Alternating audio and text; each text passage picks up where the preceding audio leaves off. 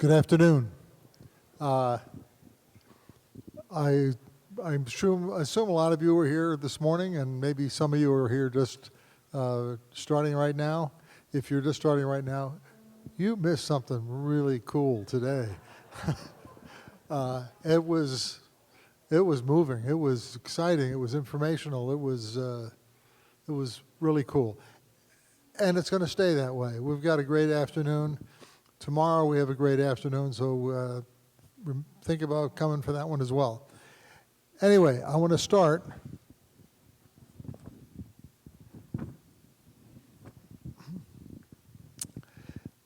This year's festival has been dedicated to Bill Kittridge. Bill Kittridge is one of our great local writers who we lost in 2020. He lived with his partner and his wife, Onyx Smith, up the road in Potomac. They co-authored several books, including the great anthology, The Last Best Place. They're also the executive producers, co-executive producers on A River Runs Through It, the movie. And with that, it's my pleasure to introduce Onyx Smith to you. Onyx?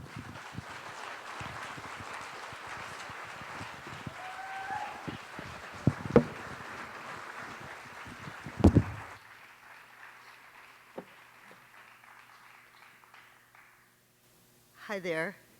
Can you hear me? Okay.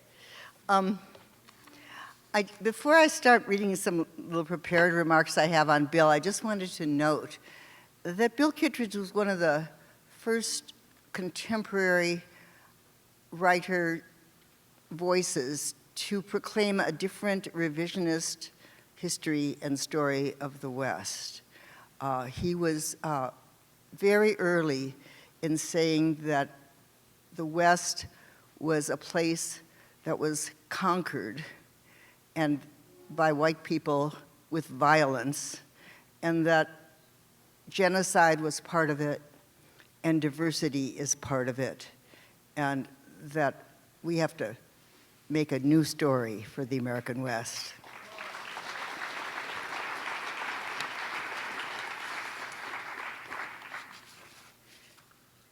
So here's what I wrote.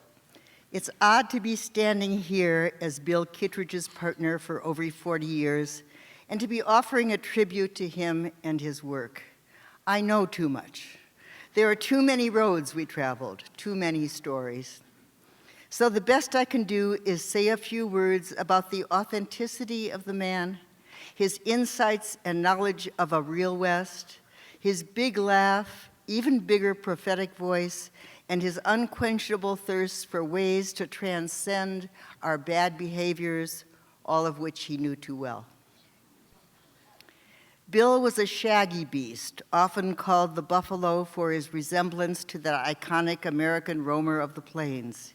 He grew up horseback on a huge, isolated cattle ranch in the high deserts of southeastern Oregon. From childhood on, he worked with cowhands and laborers and cooks and hard-scrabble ranchmen and women, and these were his models and his subjects even as he left their world and became a writer and an intellectual and a university professor in faraway, green, and bourgeois Missoula, Montana. But he was also born into privilege. Not rich folk from the East, but scab-handed pioneers who had worked and plotted and lucked their way to owning the largest ranch lands west of Texas. His grandfather, patriarch, the first Bill Kittridge, was cold-hearted, smart, and ambitious, and his parents were even smarter, but self-indulgent and upwardly mobile. They hobnobbed with bankers and governors and people of power that Bill despised. He loved his family, but hated their destruction of the natural environment that gave them sustenance and profit. The double life of Bill's formative years was his inheritance and his nemesis, power and guilt, powerlessness and rage, empathy and tenderness. He was attached to his land, yet complicit in its agribusiness deconstruction. He loved his wife and children, yet left them to inhabit a new life.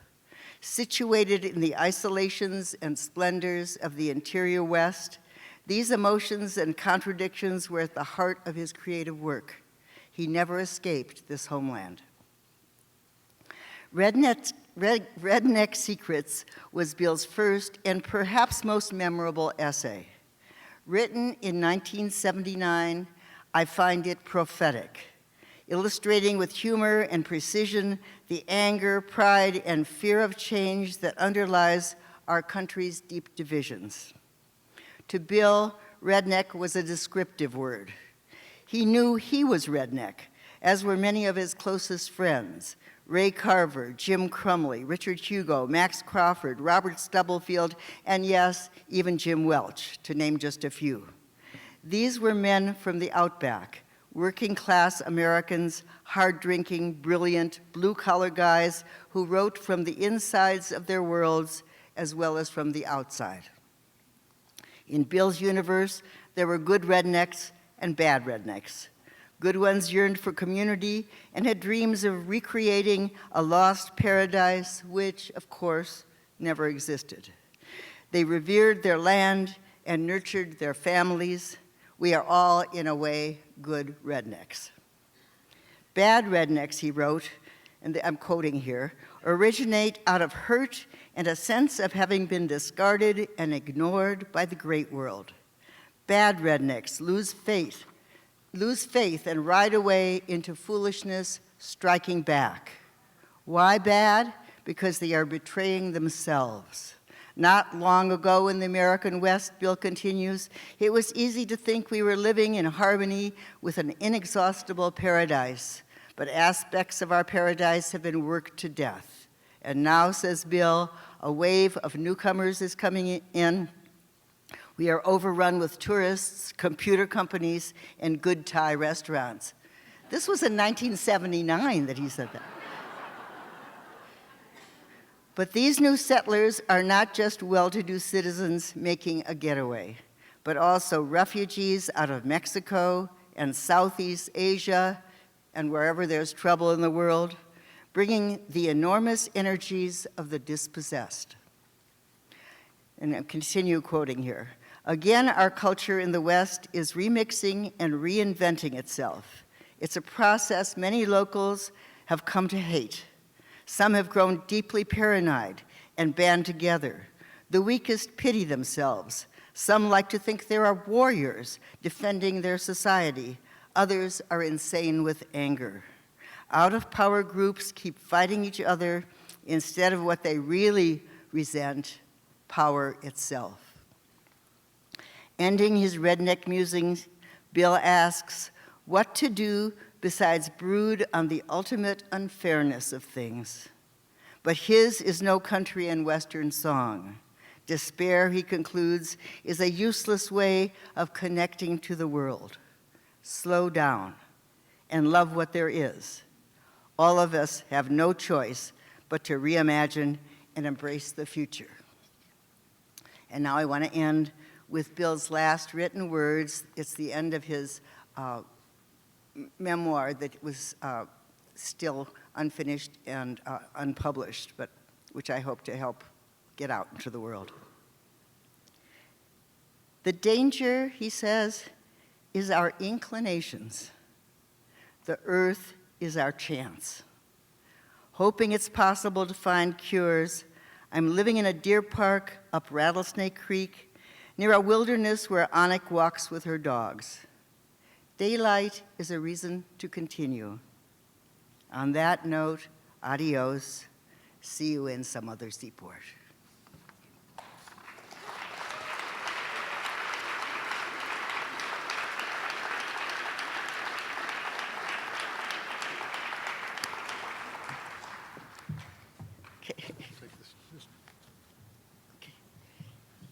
I'm going to ask Onyx to stay up here while I get us ready for the next conversation. The next panel is going to discuss the topic of who owns the story.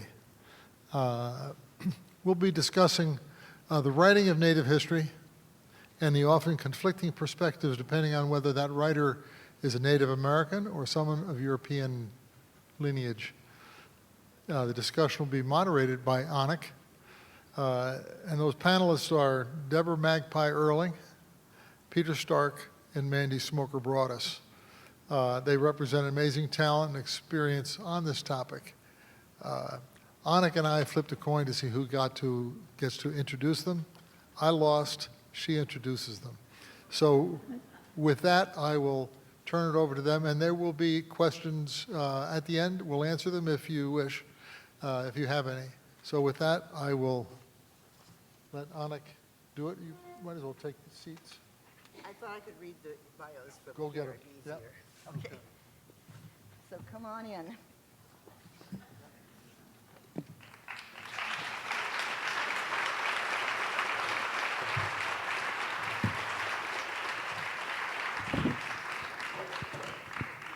Deborah, could I sit there? Could I sit there? Let's put these down.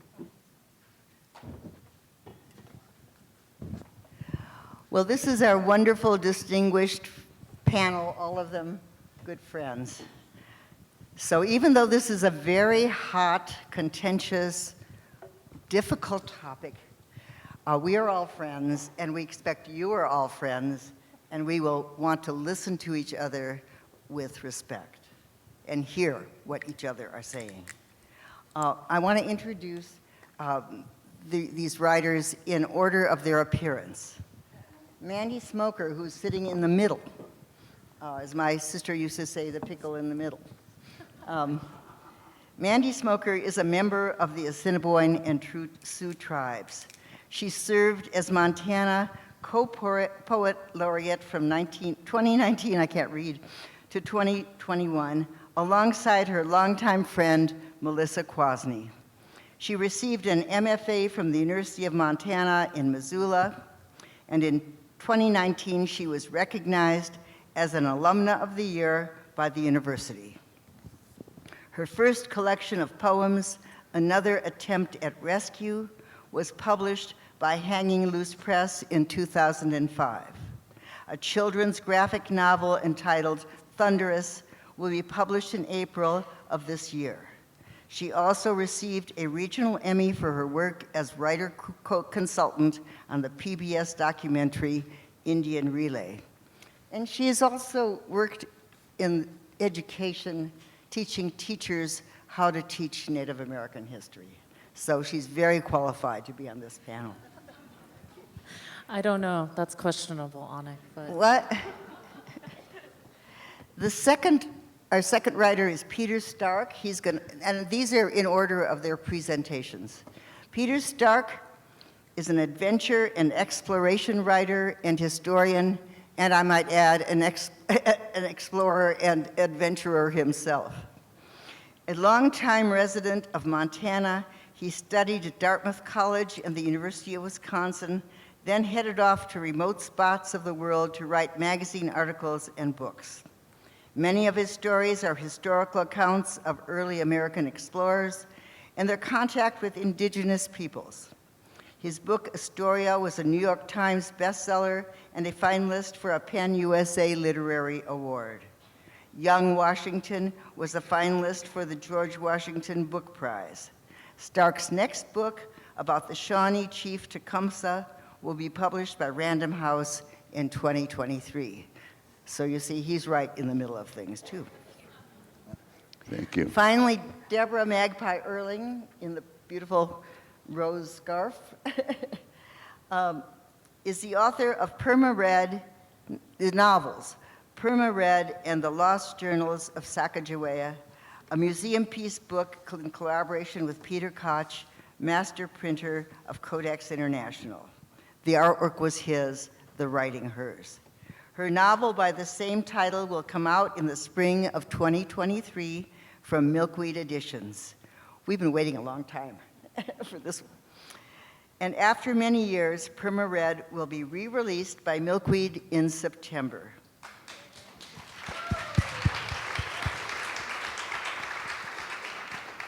She is a professor emeritus of creative writing and Native American studies at the University of Montana and is a Bitterroot Salish member of the Confederate Tribes of the Flathead Reservation. And without any further ado, I've asked each of these to make a statement about this topic of owning Native American history and how it relates to them and their work and what they think about it. So first of all will be Mandy. Thank you. Onyx, thank you for your comments about Bill and for your introduction. I haven't ever told you this, but when I was either in my late teens or early 20s and I first discovered The Last Best Place, to open it and see the oral story and piece of my Assiniboine history as told by my elder, Jerome Forstar, in that book, just to see it front and center was really a remarkable thing for me as a young Native woman. So thank you for that. And I want to thank my panelists. It's a little overwhelming to be up here with both of them. And to the organizers of this festival, you're doing a tremendous job. I appreciate the diversity of topics, the experience and expertise of the folks you have speaking, and not to mention just the courage, to tackle topics that can often be easier to shy away from. So I am a big context person, and as an educator, that's a lot of what I do in working with teachers and schools. So I'm going to take you way back for just a few minutes. Native history begins with muskrat or beaver, a long-beaked bird or turtle. Our ancestors weaved experience and memory with survival methodologies and life lessons. They memorized these histories, and they, breathed life into them with each generation. They enshrined them on cave walls or rock outcroppings. They used animal skin as paper or canvas to capture important details, events, and people, all so that we would remember their lives, experiences, and journeys. And then for my people, and for many other natives on this continent, the fur trappers, the expeditions, the black robes, the cavalry, and ultimately the settlers came. And they came in the name of progress and manifest destiny. The goal, ultimately, was to wipe out indigenous people. And when that wasn't successful, the effort to assimilate us began, to take our children, our languages, spiritual practices, homelands, and ultimately our stories and our histories. This is the intention and purpose of settler colonialism, because our stories and our histories hold power. As Nakota scholar and longtime faculty member Dr. Kate Shanley has written, the attempt to destroy a people's history and languages figures centrally in destroying or subduing that people, in replacing one worldview with another. We are alive today because there were those among our ancestors who resisted, who quietly held on to the ways of knowing, oral traditions, our collective story of origin and survivance. But it didn't take long for those who began to come across the continent to become very interested in our stories and histories that defined who we are. They listened through translators in the beginning. Think of Black Elk Speaks, how many translators there were in that narrative, often getting key parts wrong. Whether that was by mistake or intentional, we don't know. And actually, today marks Victory Day, June 25th, when the Lakota, Dakota, Cheyenne, and Arapaho defeated Custer and the U.S. forces at the Battle of the Little Bighorn, a battle that took the life of my great-great-grandfather, young Black Moon. If we consider this event's historical record alone, we can see now from our contemporary vantage point how much was misconstrued, misinterpreted, and used as propaganda. When writing of the West and who writes about Native history and why, I am always cautious. I feel a need to be vigilant and protective of that very special material and content. I'm also cautious because I know that for decades, our own attempts to write and to publish our histories and lives and stories was intentionally ignored or pushed aside in favor of narratives written by those from the outside. And we have much to say, much of the record to correct. Still, it must be acknowledged, and this is something I speak with to teachers all the time when they're working with different groups of students that come from different communities or places or cultural groups. But when writing about a cultural group and their history that is different from one's own, there are natural biases and assumptions and perspectives that inform the approach and ultimately the work. One simply cannot build up or grow an indigenous mindset or frame of reference through appreciation or even research.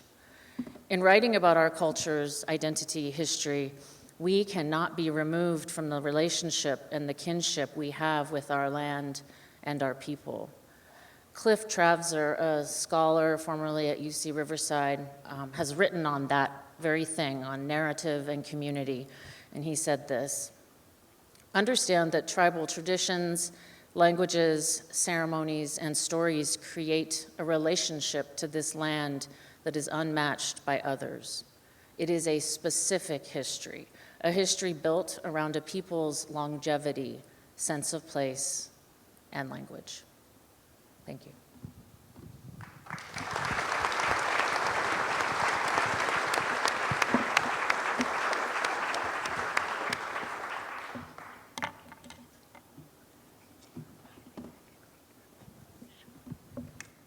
Okay, thank you, Mandy. That was really eloquent and really moving, and I think really insightful for all of us who are not from the inside. Onyx, thank you for that wonderful tribute to Bill, inspiration. He's been an inspiration for me for a long time, and especially when it comes to helping younger writers. He's my model. And thank you to the organizers. What a great conference, and what really interesting panels and talks, every single one of them. I'm so impressed. So I'm going to likewise, read a statement. And that Onyx mentioned before that I've been working on this book about Tecumseh, and now it's 4 years in the making, and it'll be published next year by Random House. But I should point out it doesn't have a title yet. The working title was Tecumseh's Promise, but that's not going to be the title. And it's not just about Tecumseh. It's actually about the struggle between Tecumseh and William Henry Harrison, the territorial governor of Indiana Territory, for what is now much of the Midwest. And it was the struggle not only for the land, but actually the worldview that would prevail over that area. And so that's what I've been working on so hard. And out of that, it was actually kind of a prequel to that. It was actually part one that the editor said, well, you could actually lose part one because out of 3 parts.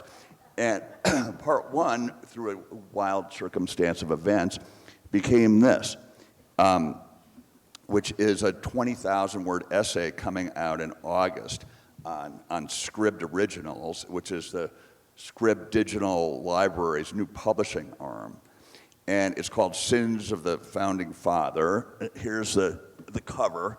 It's only available by subscription, but the Scribd said, well, we'll give a free 60-day subscription to anybody who wants to read it. So when it comes out in about a month, if anybody wants to read it, it's right there.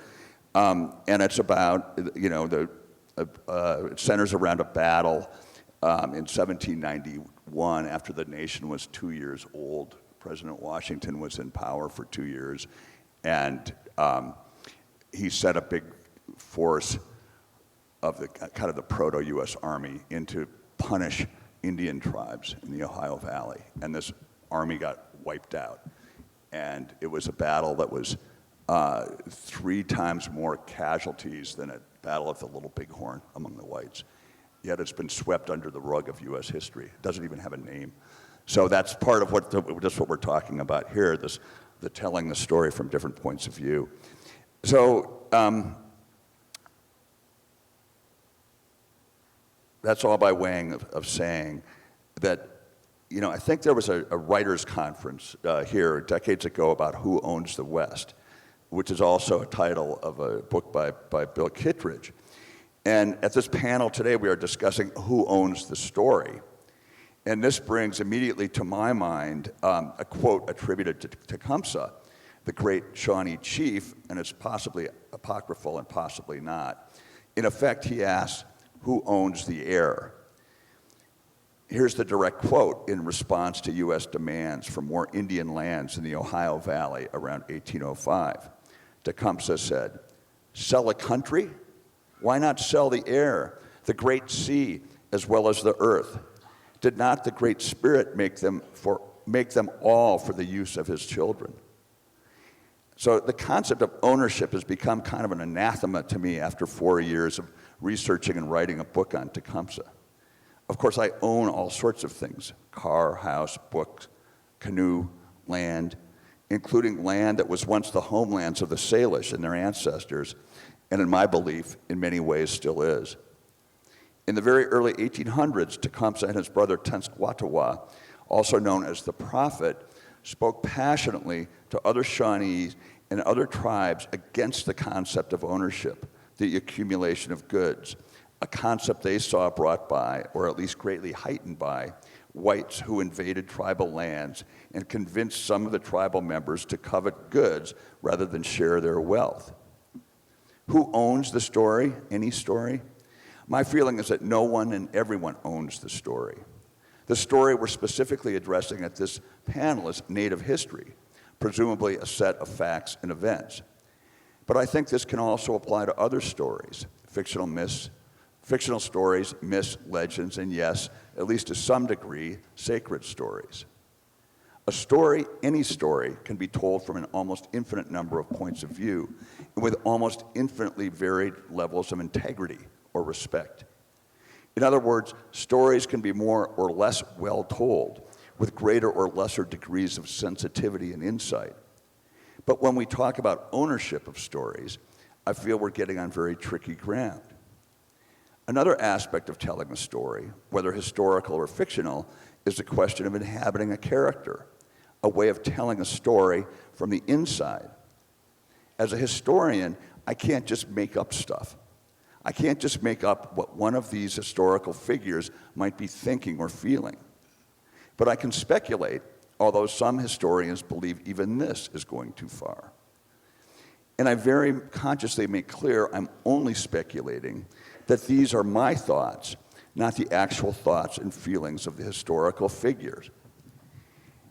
Here's as close as I come to doing that in Tecumseh with a native figure, and this is Tecumseh's older sister, Tecumseh, and this is all history. This is not fictional. This is my narrative. What could Tecumseh have said to her younger brothers as traditional Shawnee culture began to buckle around them? She had a special relationship with Tecumseh, a great favorite with her brothers, with her brother, one acquaintance reported.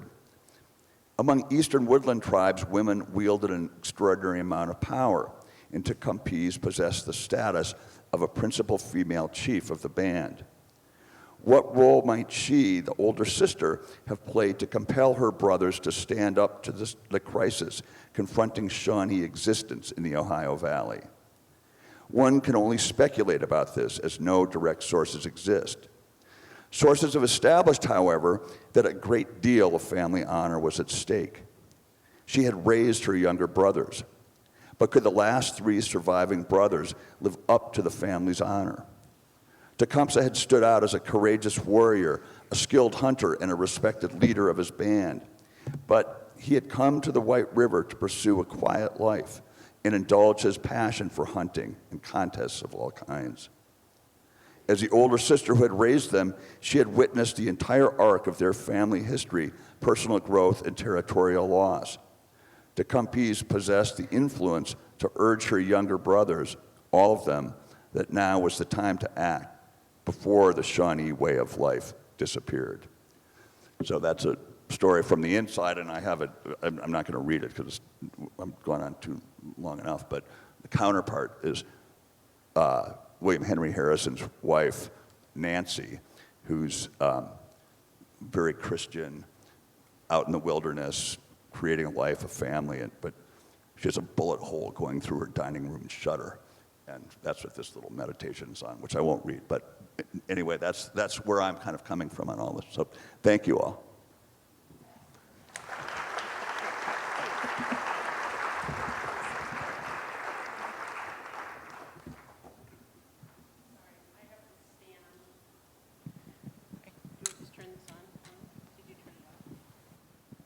Is it on? Okay. One night, I awoke to a woman standing beside my bed. A cage was at her feet. In the hazy darkness, I knew who she was. I scribbled on a notepad I kept beside my bed. This is what I read the following morning. Lewis and Clark have trapped a spirit fox, a fox that carries the weighted soul of a man possessed by bad spirits. Meriwether places the caged fox at the edge of camp every day because his cage is as foul as pig's blood, he says. But I know Meriwether is afraid. Every night the caged fox moves, when night fastens the moon-heavy water to spirits, when light sifts down in dark currents and the river begins chanting. Do not look there. At the bottom, there, along the lip of shore, watering, channeling the things not named. The dim sky water carries is older than time, older than blood, bigger. In the deepest still place of the river, fox is chanting, sparkling scales of fish scattering silt beneath beaver slick currents. Fox conjures sparks of waves, something smoothing stones. Fox gnashes his teeth, his black mouth open, his teeth so wide I chatter and sleep. They can't put his cage far enough away from me. In the dark, he is a thing moving. I wake. His rattling cage beside me, fox whispering a harsh wind low. I have opened the cage door. He remains. Fox blood is sour, his small head wounded. I am afraid of his teeth, his grim shining eyes. Mostly, I am afraid of his voice. He could kill me with his stories. I bludgeoned my wife, he tells me. I broke the blood of her flesh. I broke the thin bones of her hands for touching another man. I branded her ribs with fists. I stabbed her with a fire stick blazing to sear her to me. She turned so many colors, the sky could no longer please me.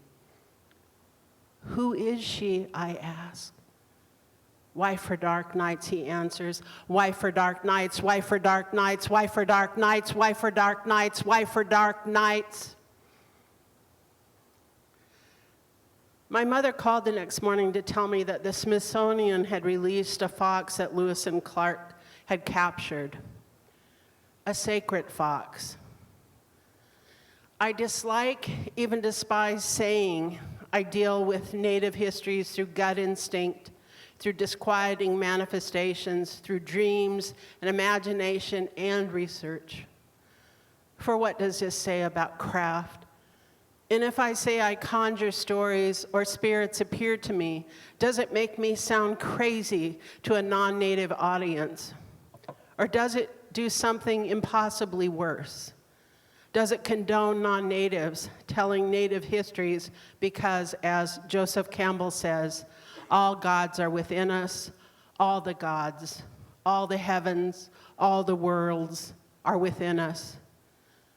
We all experience a deeper level of communication with our storied lives, with our desire to be on the side of justice and to right the wronged world. Stories are meant to be shared. My good and brave ancestors believed this and shared their stories. In my soul, I believe anyone can and should be able to tell any story they choose. I believe imagination and desire in artists and writers is inviolate. There are many justifications for anyone to write Native stories. But in my heart, I swallow this idea like poison. As a Native person, as an Indian like my grandmother, as a new flag-flying Indigenous person, and a Bitterroot Salish woman on the stolen land this theater squats upon, I ask you to reconsider the history of forced assimilation. Many who went to mission boarding schools, including my family, had their mouths washed out with soap for speaking Salish. They had their heads doused in kerosene every school year. And because they were Indian, they were told they were stupid and ignorant and dirty and worthless every single day for years and years. Even now, these comments spatter Indian country. I heard these comments as a professor at the University of Montana by my colleagues. It has been 50 years since the boarding schools were closed. 50 years in my living breath and in the breath of my brothers. C. Richard King, in his book, Redskins, Insult and Brand, wrote, "A common belief in the contemporary United States, often unspoken and unconscious, implies that everyone has a right to use Indians as they see fit. Everyone owns them. Indianness is a national heritage. It is a fount for commercial enterprise. It is a costume one can put on for a party, a youth activity, or a sporting event." This sense of entitlement, this expression of white privilege has a long history, manifesting itself in national narratives, popular entertainments, marketing schemes, sporting worlds, and self-improvement regimes. Native people are rising up, and more of us are overcoming and overpowering the old narratives that kept us from telling our stories. And we have stories to tell. We have always had stories to tell. Why do non-natives need to tell our stories? Let us tell our stories. Give young Native writers a chance to be paid for writing their own histories.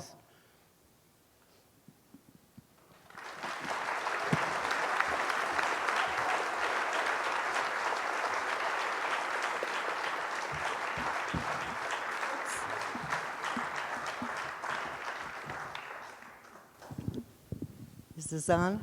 No. Can you hear me? Okay. Thank you, all three. Wonderful presentations from the heart, from the soul, and from your own histories. So I hope you all appreciate what you're getting here. I want to be a kind of provocateur, which is my best and most fun role. And I want to mention, Mandy thanked me for including a story of her people in the last best place. And Jim Welch was the editor that was in charge of choosing and accumulating the pieces of writing that were in that Native American section, which is one of the very first sections of the book. But some of those pieces are translations, are written by white anthropologists, are gathered by people who were not Native peoples, and published to the world. And that's how we found them, because we were not privileged to be in the longhouses. We're not privileged to be where the authentic stories are told by the people whose stories they are. But still, we believed we were doing a service to Montana and to readers to include those stories. And they were stories that are often not included and not told. But still, there was difficulty. I remember there was one collection of stories that had been published. I believe it was from the White Clay people. So long ago, I've forgotten exactly who was who. But because we were doing this for the Montana Historical Society and with grants from the humanities, and we were conscientious and wanted to do things right, we went to the tribe, to the cultural committee, to ask permission to use those stories. And there was some discussion about it, and finally the cultural committee said yes. And so we published the story, published the book, and lo and behold, a new cultural committee came onto the reservation, and they were furious. Who gave you the right to use those stories? Well, we did what we could, but you know, who owns those stories? The first cultural committee, the second cultural committee, us, you? It's not as easy as it seems. Do you want to all talk about this whole idea about ownership and putting stories out into the world? What year did The Last Best Place come out? Is it 1985? It was the 80s, 84, it was the centennial. 88, I think. Yeah, like, See, you're talking to an 86-year-old woman. Don't remember a lot of stuff.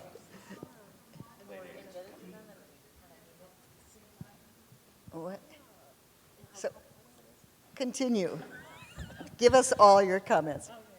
Well, I'm just going to say something in hope that it spurs Deborah on because she can say it more eloquently than I.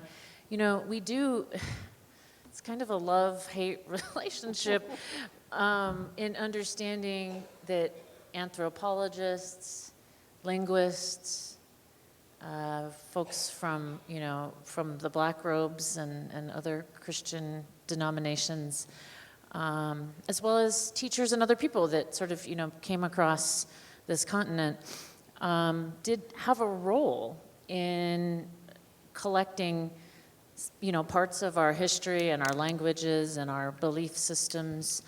As I said in my piece, you know, they often got part of that wrong, whether that was on purpose or not. So some information we wouldn't have if it weren't for that intervening, right? That party sort of stepping in and capturing that and preserving it. But it still isn't. Right. I've changed my mind on that. I was like really, so I was really grateful when I was working at the University of Washington, and then I worked for a time with the Salish Culture Committee, and I worked with a lot of good people there, a lot of elders, and elders, you know, they own the stories. It's a very powerful thing to own a story, to be in a culture committee and determine who can and cannot, you know, have access to those stories. And, you know, as in any tribe, as in any family, there are like who gets to use those stories and who doesn't. So there's always those battles going on. But we had this discussion, and if Native people hadn't been decimated, if we hadn't been like, you know, just if we hadn't been brainwashed in boarding schools, if our children hadn't been murdered in those boarding schools, if we weren't scared to death all the time, and that's only 50 years ago. Like 50 years, my brother and my sister were in the boarding schools. My mother went to the boarding schools, and she did not get her education. Her education was, she couldn't get fractions by this teacher who was teaching at Ursulines up in Mission, St. Ignatius. And so the teacher told her to go to her house and clean her house instead of go to school. So every day my mother would scrub this woman's floors and clean her house instead of going to school. So I am I'm no longer grateful for those people who like originally decimated the stories, then came back in and got those stories and then got paid for those stories. You know, these anthropologists who came in and they made their whole life career on that, and they got paid. Do you know, like, David Grann, the author of Killers of the Flower Moon, got $6 million advance to write that. You don't see a byline on that by a Native person. And he didn't get that information on his own. And he's up there, and everybody loves him, and that book has just sold so much. But I can't say there's not a certain amount of anger that I possess for that. And now that there are so many writers being recognized because of the Institute of American Indian Arts, because Native people are starting to have a voice, I just feel like these stories, once you claim them, they're worth a lot of money because they're about trauma, they're about history, and they're exciting to people. Unlike Yellowstone, which invented a tribe because they didn't want to deal with real Indians. So this is like these kinds of things in our communities are things that I'm going to be 65 and I'm angry. I'm angry at it. And this doesn't mean that I don't love, I love Bill Kittridge. He was a great colleague and a dear, dear friend. I love and miss him. Every day I miss Bill. Onyx is one of my dearest and oldest friends. Mandy is beloved to me. And Peter Stark, I admire and respect him so much, and he is an old friend. And I love that we can have these discussions, because I think they're really important. But, I think that Native people, our hackles are up. Like, it's time we told their stories, and it's time that money began to pull us out of poverty, the money that we get for our stories, because for so long, people have been taking our stories and making a lot of money from it. So.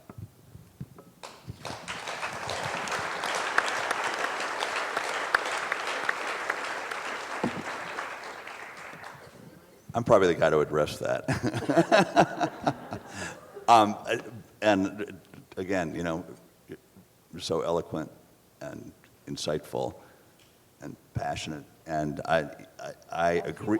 I try, and I agree with you on in general, overall, on so much of what you're saying and what you're feeling. And I think I'm so pleased that I think it's high time that young Native writers tell their stories, and it's happening, and it's great, and that. And I also understand when you mention a writer like David Grann, who's this huge, best-selling guy, not only writing about Native stuff, but about many, many, many things. I think he tends to kind of to write almost like mysteries. There's sort of a science mystery strain in his writing. And and likewise with Mandy talking about stories and sacred stories and origin stories, and so those are things I respect tremendously, and I'm so on board with you, feeling that those should be told by with as much integrity, as close to the original source, the original people as possible. So I have no quarrel with this. I really agree, and I'm very sympathetic. Where I'm coming from is a little bit different in the sense that I'm writing American history, and what I'm doing is I'm writing it from a white point of view. And well, it's not a point of view. I'm focusing on both white and Native characters, and like in this Tecumseh book, they're almost equally split. Tecumseh and William Henry Harrison, and I see this, at the opening pages it's right out there in the beginning that Thomas Jefferson as president William Henry Harrison, as governor of Indiana Territory, committed genocide right through the Ohio Valley. I go through treaty after treaty. I tell these stories. I go through the archives. I go through the letters between Jefferson and Harrison. I mean, they're just some awful things. I mean, awful. It's just, I'm furious about it. And that came up in the course of my research. And Thomas Jefferson used to be a hero of mine. He is in some ways, but not in this way. I mean, he's terrible. And so I never would have known that story if I didn't just kind of randomly get interested. Not randomly, but I grew up, my father was really interested in Native history and frontier history and wrote about it in Wisconsin. So I grew up in that, sort of in that milieu, but it's like from the frontier side. And so that the stories, starting with, I've always been interested in indigenous people around the world, and been with the Inuit hunters in northern Greenland and way up the Amazon and in Tibet with nomads and things like that. And so those stories have always, it's almost like the way of life, the world, the worldview and the history of indigenous people have always fascinated me. And so I've been drawn to, as I've gone longer in my career, and I'm not writing so much about my own adventures, I'm writing about historical, adventures, that I'm drawn to these stories of these not initial, but ongoing conflicts between natives and whites on this continent. And that this story, for instance, this battle in 1791, literally it doesn't have a name. It's not taught in history. And so I feel that I'm trying, it's almost like a corrective that I'm trying to do in my writing at this point. It's a corrective to the traditional story of the traditional American history story. And so I'm telling Native history in relation to white history, and I'm telling white history in relation to Native history. So that's kind of the world I'm coming from, and I don't feel I venture onto sacred story ground really, other than I'm trying to get the history out there. Well, we can go on, for hours and hours on this subject. It's endless. I mean, should we not have included a Native American story part of the Last Best Place? Should Native American history not be taught in American history? Who should teach it? It's a fraught subject, and it's a subject that has such a lurid history in terms of the old ways of telling the stories, not only of the West, not only of the tribes, but of the South and of black people, and of Jews. I'm a Jew. So there are all kinds of reasons to try and expand our notion of what American history is, and how should we be constrained in doing that if we're responsible historians, responsible storytellers? What is our duty? What is our job? That's what it's an open question. You can see there's all kinds of answers, and there's all kinds of shades of answers. So I know that it's now 2:32, and we've been told that there are people here who might have questions they would like to address the panel. So let's leave a little time for some questions and answers. So if you have a question, raise your hand and somebody will come to you with a mic.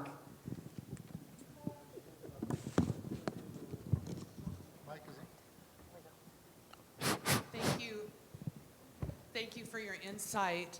I'm an educator, and I have a question.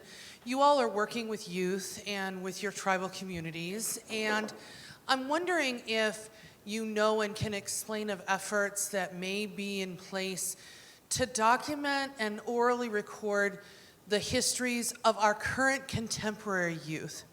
Our oral traditions, I'm Huron Nation, our oral traditions are passed down, but at the same time, I think that it's critically important that we teach our youth today to share their story and their continuing story with their communities and their families. Is there an effort going on that you know of that helps to do that, to honor this new generation moving forward, teaching their story as well as the past traditions so that we can build on their history? I was the director of Indian education for Montana for 10 years and worked there for 5 more before that. And I would say almost annually, I would learn about a different reservation community or public school that had received a federal grant or a state grant and was doing exactly that, training young people how to go out, to sit, to listen, and to, use and transcribe that information. So it happens not as a unified effort across the state of Montana, but it happens pretty continually in different communities all the time. And tribal colleges are usually where that information is stored, if you ever want to ask anybody. Any other raised hands? Here's one way back there.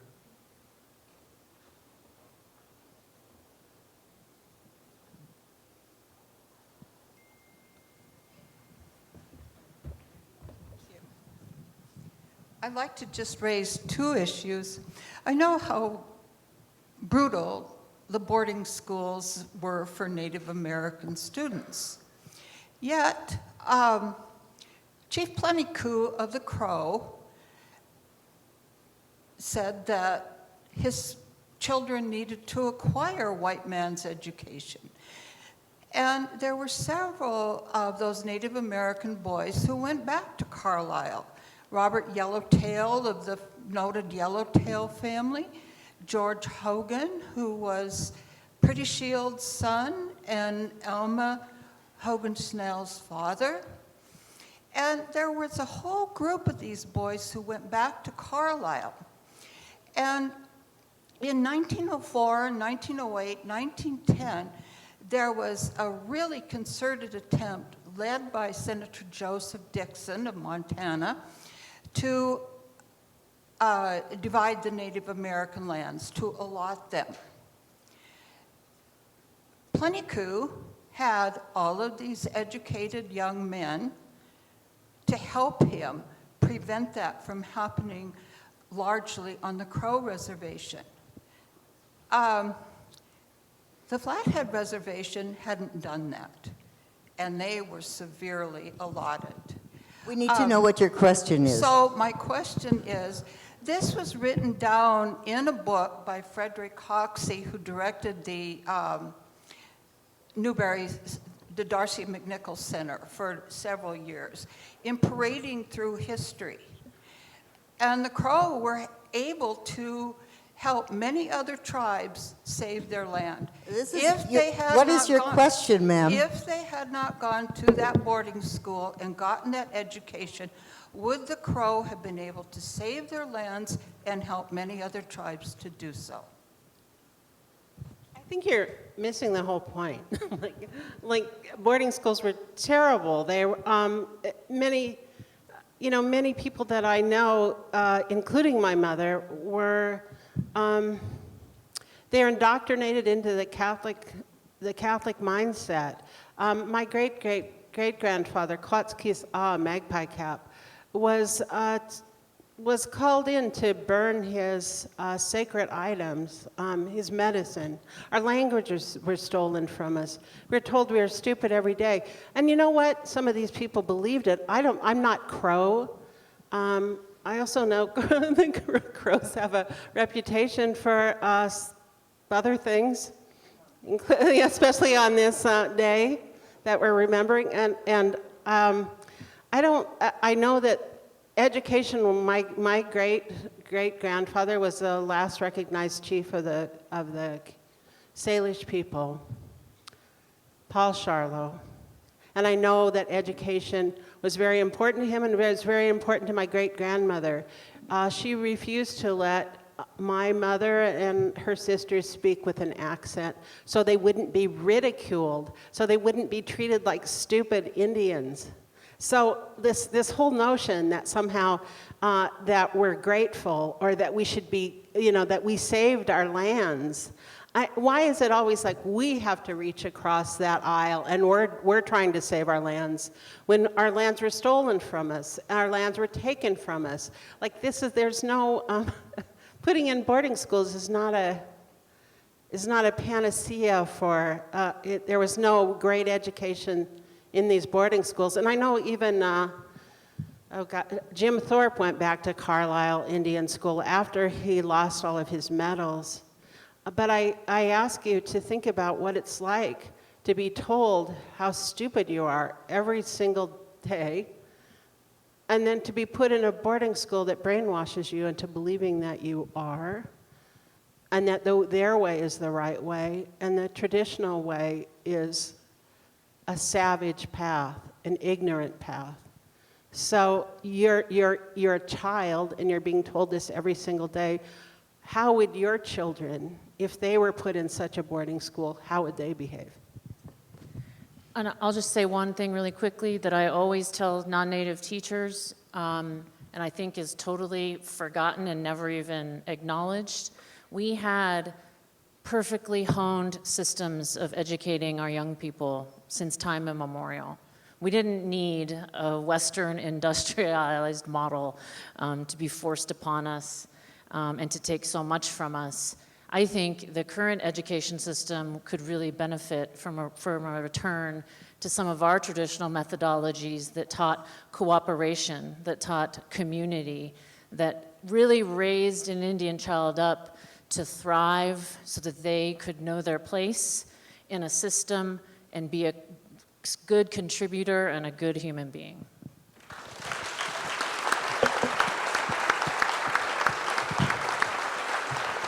I just want to say that's so beautifully put. That seems to me like a perfect ending. So thank you.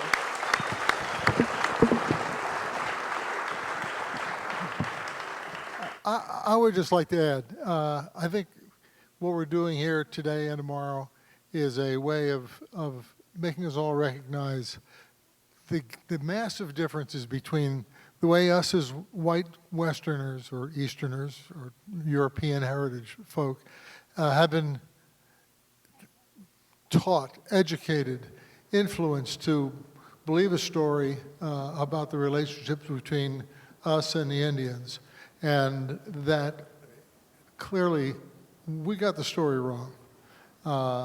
And I think we got some questions today that indicated that some people still haven't gotten that. And I just want to tell you that I've been moved and educated just in the process of working on this whole program, putting this show together. And it's been revealing to me, and I hope it's revealing to you guys, everybody out there, that we still have a lot to learn. And we have a lot to learn from people like this and sharing these opinions.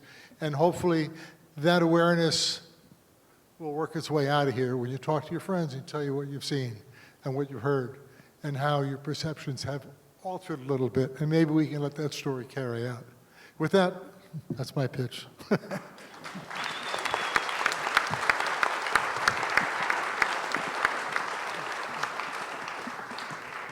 So with that, I'll invite you guys to get the heck off the stage. While that's going on, I want to say one thing. As you obviously know, this is free. In the past 3, we've charged for it. This year we haven't. That doesn't mean it doesn't cost us any money to put it on. We're relying on the generosity of a lot of corporate donors and a lot of individuals. And we would like to ask you, if you feel up to it, if you think it's worthy of doing something, to make a donation to the cause, both to cover the cost of this and to help us get ready for our next one, hopefully in 2024. To do that, Well, of course, we have the big glass bowl in the room back there in the lobby that takes the green paper with dead presidents on it. If you wish, there's also envelopes in your program if you wanted to mail a check. And if you're in the 21st century, you can use your cell phone to pick up the QR code up there for either a donation through Venmo or through PayPal. In any case, any generosity you have, you feel like we really appreciate it. And with that, I'm going to introduce our next program. This is an interesting segue from the previous one. This is called The World We Carry. It focuses on a comparison of not just the story, but the view of the world, the broad world, from both native and European perspectives. We're going to have 3 people here who are going to talk about that. We have Sally Thompson. She's going to moderate the panel. Sally earned her PhD at the University of Colorado and works as a consultant focused on our cultural heritage.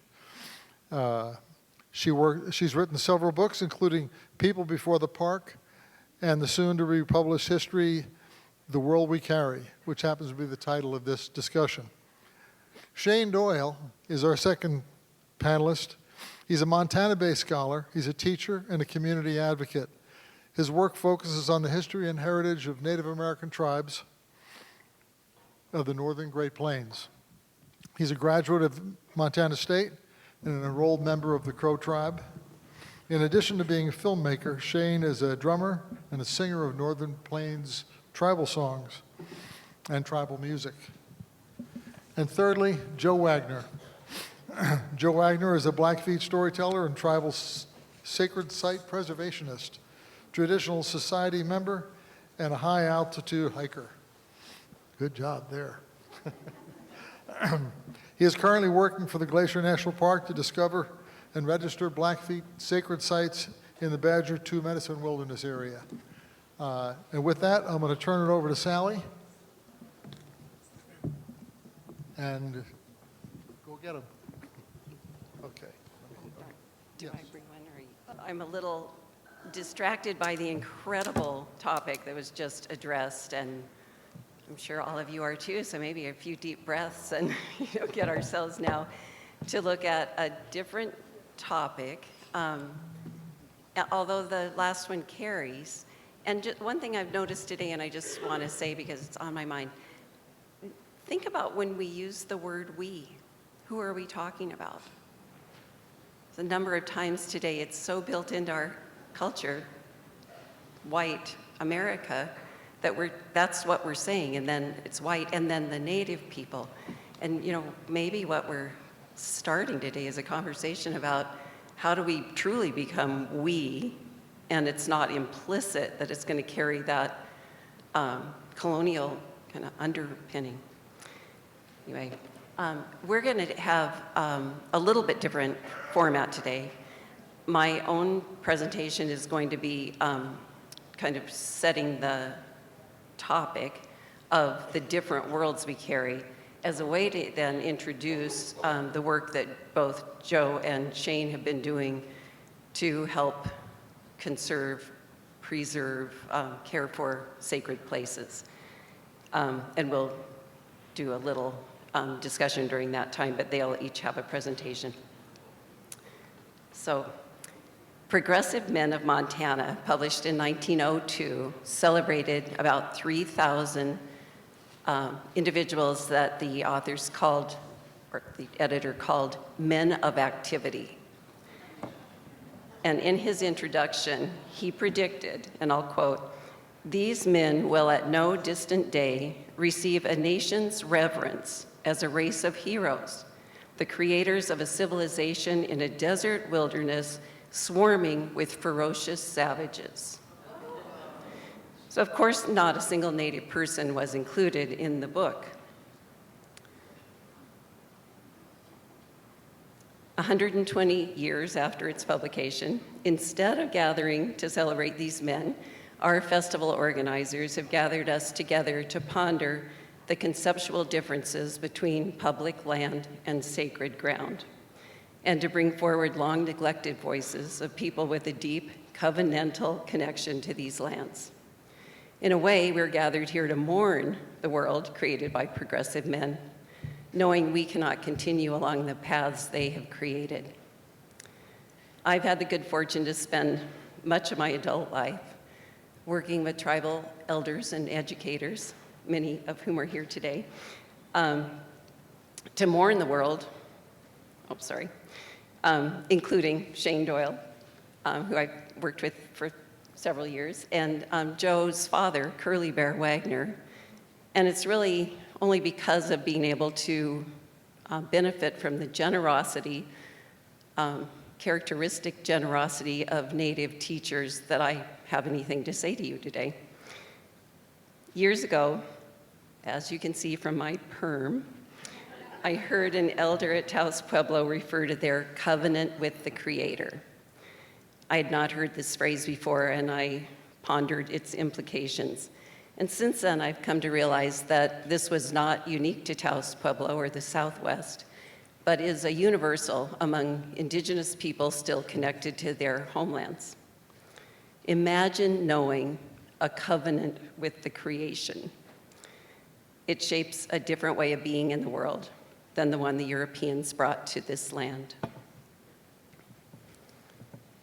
The magnitude of the underlying differences between these worldviews crystallized for me in the early 90s when I was working on a traditional cultural properties study on U.S. Forest Service lands in the Badger II Medicine, an area within the Blackfeet homeland named after the two rivers that feed it. The study was prompted by proposed gas and oil development, and it presented huge challenges. The regulatory concepts were at odds with the Blackfeet way of knowing. The government wanted them to identify particular sites, to draw lines around discrete places of importance to them, and to assume that the places in between didn't matter. They couldn't do it. Theirs is a spiritual reality, while the government's is material, measurable, and separable. It would be like if we were looking at the human body instead of a natural area. We would be protecting the organs while assuming nothing else truly mattered and could be open for exploitation. That work set me on a journey, culminating with a new book to be published next year, Father Just Met in Indian Country, Exploring the Worlds We Carry. For those who don't know about this Jesuit missionary, he was head of the Rocky Mountain Mission, established in this region in 1841. The idea for the book really crystallized during my second reading of De Smet's 1845 Kootenai Country Journal, where he and Kootenai guides were traveling up the Kootenai River. De Smet looked at this scene as a government surveyor might have done. Rock quarries and forests appeared to him inexhaustible, lead and silver abundant, and based on large chunks of coal, he was convinced that it could be abundantly procured. As he approached a big bend in the river, his group, the well-traveled missionary saw every advantage for the foundations of a city. Saw an extensive plain, an inspiring mountain, and a tributary stream that led to game-rich, timber-studded hills. Today, this is the site of Libby, Montana, a place where progressive men made their mark with a long trail of lung disease and polluted waters. When De Smet came to a Kootenai village, he only thought how he could change them, how they would benefit from the benign hand of civilization. It never occurred to him that he might learn something from them.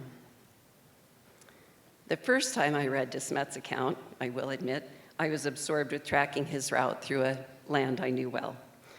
It was only years later, after working with Kootenai elders on a co-authored book project, that I questioned why a Jesuit missionary would be so focused on resources for potential settlements for American immigrants. More to the point, why are Europeans and Native Americans so fundamentally different in the ways they relate to land and nature? So I'm going to read a short passage from the introduction of this book, and then give examples of the very different worlds we carry. We are all shaped by the world of our experience and the beliefs introduced to us in childhood and refined through the years, and the resultant views literally shape what we can see. Euro-Americans and Native Americans may have occupied the same spaces, but have lived in different worlds. To read American history is to know only one version of the past. The writers have directed our eyes toward what they see and believe, essentially a story of European, particularly English, superiority. Even the European side of the story is more complicated than the one most often crafted, and the Indian side has been presented as a footnote. What is astonishing about this story is that despite overwhelming odds and indescribable abuses, Native people are still here.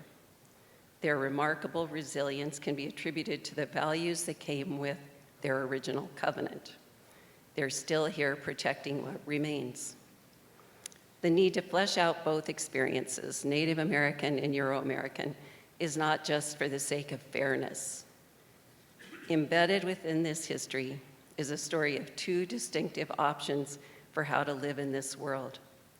Descendants of those gifted by the plants and animals of these lands at the beginning of time continue to live in the remnants of their world, humbly receiving and caring for the gifts of creation. They are still here, holding a space until such time that others can join them in protecting what remains. When the priests arrived at the place of wide cottonwoods, a traditional Salish village in the Bitterroot Valley, they spent their first days considering the lay of the land and where best to erect the buildings. One of their initial tasks was to cut down a large ponderosa from which to carve a cross. They would erect this focal point in the center of the village and thereby take possession. It was November, and they had to cut foundation trenches with axes from frozen ground. The Salish men refused to help. The priests had no way of knowing that among these tribes, men could not dig in the ground because they had spilled blood through hunting and warfare. To put their bloodied hands into Mother Earth was a desecration. Since women give blood back to the earth each month, they have the right to dig roots and clay and get their hands in the ground. When the Jesuits began to cut trees for the palisade that would surround the entire enclave, the Salish men tried to stop them.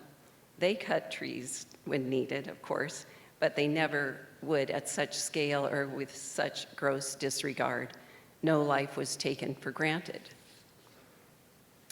Fast forward to 1901, when representatives of the US government offered to buy the north end of the Flathead Reservation, and you can see why, where Flathead Lake is located.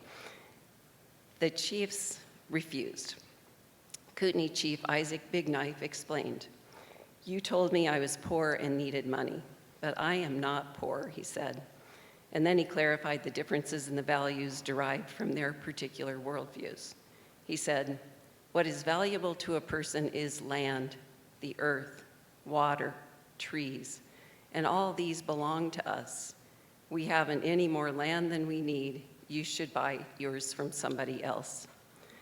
What is truly remarkable about this chief's words is that 1901 was the height of the last smallpox epidemic on the reservation. And to try to stop its spread among the Kootenays, the Indian agent had had them burn their town of village, their village of Dayton, to the ground. They were destitute by white world standards, but refused to sell their real wealth, their source. And source versus resource is really at the heart of this difference in worldviews. Barry Lopez understood all of this. He always called us to look more deeply, feel more deeply the world around us. He cautioned us not to think of land as a collection of exploitable resources, but as a web of interrelated beings, each with their own integrity and perhaps even their own aspirations, our partners in the divine. Throughout Indian country, you will find people whose worldview is based on this deep understanding of this web of life and the humble place occupied by two-leggeds. This morning, Tim Egan started off by thinking one thing we might start doing is to embrace more humility. And that's just come back to me all day today, that, what does that really mean? And I'm hoping you two can help address that some. So I'm going to finish up with a few examples from the Confederated Salish and Kootenai tribes, and then we'll have our other panelists speak. In the 1970s, when a logging proposal threatened the Jocko River headwaters, 3 grandmothers, yayas, approached their tribal council to remind them of their responsibilities to the future. People are only on earth for a short time, they said, and they have the responsibility to pass it on to the children in good condition. The Mission Mountain Tribal Wilderness, the first of its kind, protects nearly 90,000 acres. Since the mid-'80s, the tribes have held an annual river honoring to teach children about their caretaking responsibilities. Nearly 1,000 students every year attend this event on the Lower Flathead River.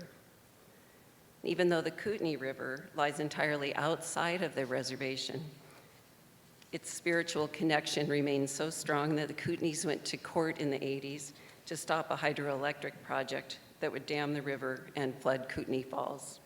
They won. Restoration efforts by the Confederated Tribes on the Jocko River are resulting in one of the healthiest fisheries in North America. And finally, when Highway 93 was scheduled for improvements, the tribes intervened on behalf of wildlife and human communities.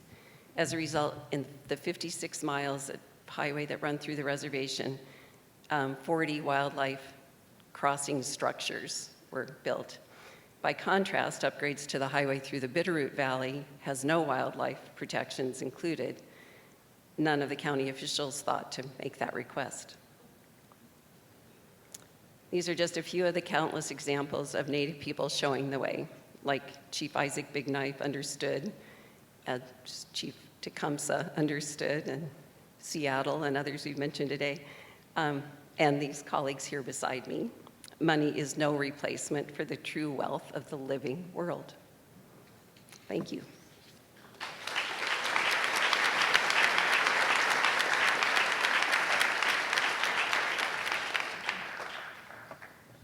These on?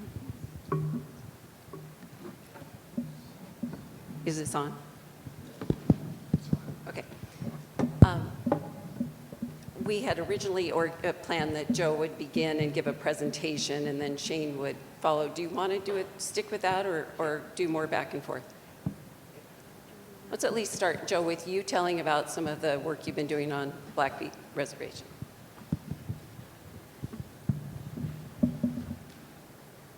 Okay. Nixoquax, Nistu, Mikestu. Hello, friends and relatives. My name is Joe Wagner. My Blackfoot name is Red Crow. I've been doing work in the park and outside the park with sweetgrass hills and badger 2 medicine for the past 4 years. And it has become a passion for me and a full-time job for me. I started this journey about 5.5 years ago. I was on a routine hike in a mountain called Ninistaku, Chief Mountain. I was up there bringing offerings for my daughter. I'm a part of the Crazy Dog Society, and I was with my brothers that day. I was one of the first ones to go up there, and on the way down and up, I passed about 30 pedestrians, and I get up on top of Chief Mountain, and there's the guy, reaches down into a crevice and pulls out this pouch, and I told him that he was at a holy place, and I educated him quick, but I didn't get angry. I kept my ground, and I told him that he needed to put it down, and I said, what are you doing here? And he said, oh, it's free. And I shook my head, but I told him that he was at a holy place, and that hike was over, and at the time I was working for the college, for the USDA, and I reported it to the tribe, Blackfeet tribe, and the Park Service, and I had a meeting with them, and I was sitting down telling them, I really feel like you need to have somebody in this position that's going to go up to these places and protect them with a passion. It's not just a job to them. And she sat there and she just kind of takes a breath and she's like, how would you like to do this? I was like, sure. And that's how I kind of got into this work. And I've been doing it ever since. And my father's been my biggest inspiration. And all the work he did, his legacy is left for me. So I'm kind of taking on the stuff he did. But I hike up to, I specialize in high altitude hiking. A lot of these places that people, or all these vision quest structures are at, and these holy places on top of the mountains, they're really hard, tough places to get to. And you kind of shake your head when you're up there because you look down and you have really expensive hiking shoes on and they only had moccasins. And I don't understand how they got up there. So that's how this job got started for me. And now I work for the Cultural Resource Department for Glacier Park. I'm located on the east side of the park, and I've been doing that full time for about a month. But I love my job, and I feel like I have a special part into it because I can do the scientific side of it, but relate the cultural side too. I really feel like that's needed, and the Park Service felt like it was needed also.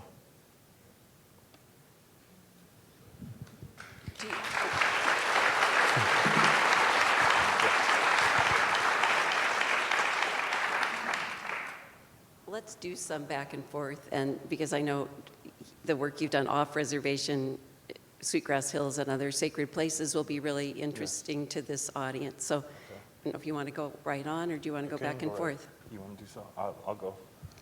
So, Sweetgrass Hills they're called the blood clots. In our tribe, the original name was blood clots, and it was translated into the Sweet Pine Hills, then misinterpreted for the Sweetgrass Hills. So at one time, there's 3 buttes there originally. Now there's East Butte, Middle Butte, and West Butte. And there was originally 4. And Ninistaku, Chief Mountain, was a part of those, so there was 5. And there's a story of, in our culture, this is way before there was humans on the earth. This is when just animals and plants were here, and they can all speak to each other and communicate. And Chief Mountain asked Natus, the creator, if he can go over to his friends, his brothers and sisters over here in the Rocky Mountains. So he kept bothering Natusi to go, but Natusi said, no, you can't do that. And then he finally asked him again. He said, well, what if I just go over there for a little bit? And he said, okay, well, you can just go there for a little bit, but you have to go back. And right when the creator, Natusi, allowed him to do this, he stood up and started to move and rested right there. When you stand where Chief Mountain is, if you're ever on top and you look north, you can see as far as up. And as you can see if you look south from there, you can see as far. And he told Natus that I could see all my brothers and sisters from these directions. He's like, let me stay here and I'll protect them and I'll lead them. And Natusi said, okay. And that's our oral history of the interpretation of Chief Mountain. It was originally a part of the Sweetgrass Hills or the blood clots. But in scientific, they don't understand how the geological map of the rock doesn't match the Rocky Mountains. It matches the Sweetgrass Hills. And if you ever if you ever fly over Chief Mountain and fly towards the Sweetgrass Hills, you'll see lakes. And those are his footprints where he got and sat, where he's at today. And it's all tied in with each other. On top of these mountains, they have vision quest structures or fasting beds. They all face Chief Mountain, the Sweetgrass Hills, or Heartbeat Mountain. And I was told that if I'm ever going to go do these vision questing, that I'll have to start on the east side, the East Butte, then move to Middle Butte. So this is one summer, East Butte, the next summer, Middle Butte, the next summer, West Butte, the next summer, Chief Mountain, then the next summer, Heartbeat Mountain. And it's a protocol, and this is the right way to do it. And I was told that this is like school each year.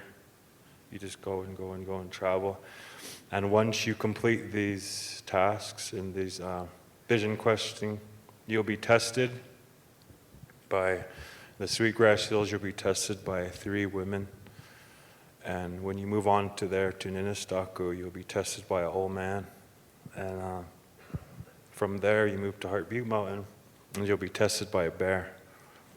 Once you complete all these tests, I was told that you won't walk down the mountain, you'll float down the mountain. And you'll know every song to the plants and all the healings for them. And all this stuff, these things that you need to do before you prepare yourself, these places test you and they want to know why you're there. And some people, if you're not living the right way and you're not pure and you're not cleansed, you'll go to sleep up there on top of East Butte, and then you'll wake up and you'll be at the base. And that's how mysterious these places are. And I'll tell you a story of Sweetgrass Hills.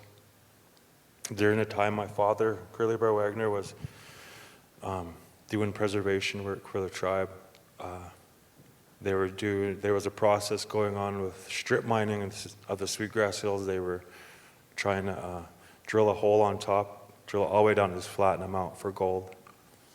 And all the farmers around there they were against it, and my dad was helping the tribe and surrounding reservations to help protect them. Anyway, long story short, my dad gets this weird phone call from the BLM, and they said, "Curly Bear, we had a really weird phone call a couple days ago that there was 2 archaeologists that were in West Butte digging illegally in a cave, and they retrieved these masks, shell masks, and they brought them back to Canada, and they were really scared. They brought them back to the BLM, and they said, "Here, just take these." And they were getting like haunted, like cursed. Anyway, they did the radiocarbonating on the masks. They were like 7.4 thousand years old. And they were from the civilization of Cahokia in St. Louis. And so you can kind of see the map of the way people traveled. I think I did the math on that. I think it would have took 3 months for them to walk up here. And so that was put the cap on that saga, was the finding of the masks, put a 20-year moratorium and protection on them, and that was up in 2006. And it's still protected, but I do a lot of my own research in Sweetgrass Hills and finding out new places and undocumented places. And from there, I moved on to Bradley 2 Medicine, where I'm doing research there independently, not even for work, but I just go into these places and do my own research, my own mapping, and because a lot of the archaeologists that go into these places, they really on a full scale like I am. Like I started doing my research in March 23rd, and I've been there like 23 times now, and found new sites every time. And sometimes these sites will hide from you if you're not there in the right way. So You just have to understand the spiritual realm that you're entering when you go to these places. You go to these places, you put tobacco down, you give thanks, and you let the spiritual world know who you are. As a Blackfoot person, as an individual, you can be welcome to these places.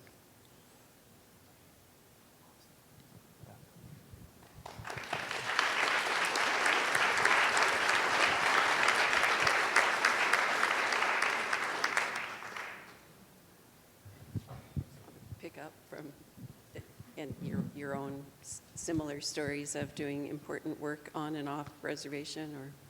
Yeah, absolutely. Well, it's great to be here in Missoula.